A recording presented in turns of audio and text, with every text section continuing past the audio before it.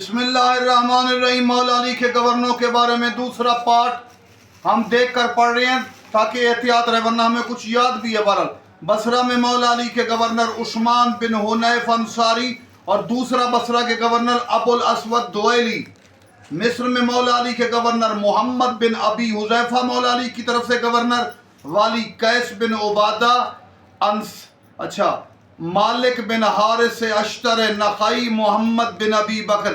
اور اس کے بعد آذربائیجان اور حلوان میں علی مولا کے گورنر اشعث بن قیس، اسود بن قطبہ، قیس بن سعد عبادہ، عبداللہ بن شبیل احمسی علی کے گورنر آذربائیجان۔ جانشین قیس در آذربائیجان میں پھر جانشین قیس کون تھے؟ قیس کے بعد سعد بن حارث خزائی۔ اس کے بعد مولا علی کے گورنر جو خراسان، سجستان اور کرمان میں مولا علی کے گورنر، مختلف صوبے ہیں نا مولا کے۔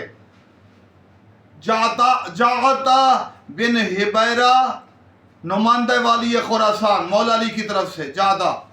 خالد بن قرعہ یربوئی خراسان میں مولا علی کے گورنر۔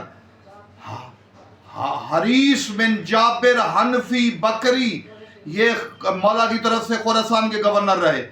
عون بن جادہ یہ سجستان سیستان میں مولا علی کے گورنر تھے۔ ربی بن قائس امبری نمائندہ سجستان میں ربی بن قائس مولا علی کے تھے۔ عبداللہ بن ابتم نمائندہ کرمان میں مولا علی کے گورنر تھے۔ پاکستان کے علاقوں تک مولا علی کے گورنر تھے۔ اس کے بعد اصفہان، رائے، قزوین اور ہمدان میں مولا علی کے گورنر۔ مخنف بن سلیم ازدی والی اصفہان، رائے